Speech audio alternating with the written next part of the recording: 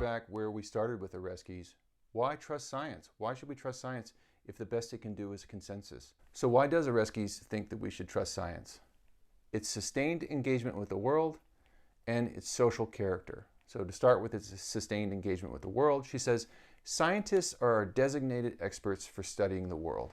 If a scientist studies some area of nature, no one else knows as much about that area of nature as that scientist does.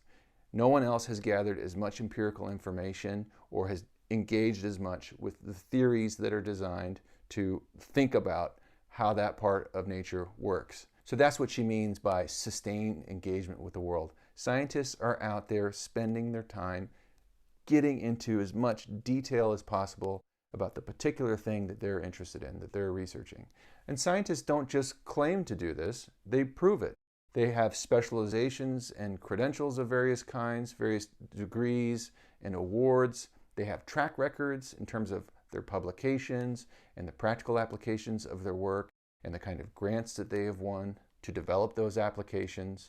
They report their conflicts of interest so that if they do get money from a special interest group that might impact on their objectivity, the scientific community demands that they report those conflicts of interest. They rely on protocols for checking each other's work and so on. So they're not just saying, hey, I've looked at this part of the world a lot, trust me.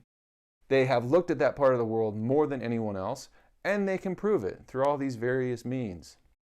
And science as a whole has a remarkable track record. So even if individuals make massive mistakes, as a whole, the scientific community has pulled off some massive successes in explanation, in prediction, and in the development of new technologies.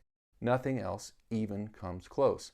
So why trust science? In part, because of its sustained engagement with the world. The second reason she thinks that we should trust it is because of its social character.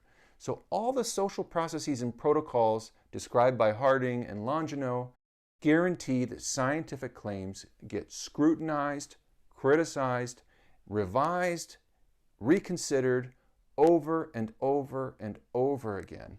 So scientific practice is this recursive process of developing and refining your claims about the nature of the world by going back and forth between sustained engagement with the world and this participation in this social collective that is radically scrutinizing and criticizing your findings and forcing you to refine them and to make them better and stronger. So everything that Longino and Harding were saying about the social character of objectivity and the self-correction of science, Oreskes thinks these things give us good reasons to trust science.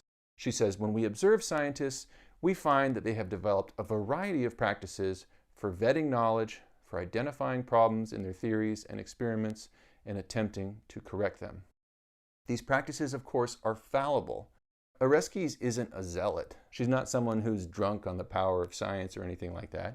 She admits that science is fallible, but she says we have good evidence that these practices detect error and insufficiency, and she says that this gives us good reason to put our trust in science. Science is the practice where people have engaged in the most concerted effort to really look at the part of the world that they're making claims about, and then to engage in this really radical project of social criticism. So Oreskes thinks that we shouldn't have blind trust in science. We should have informed trust in science. We should trust science because we have good reason to.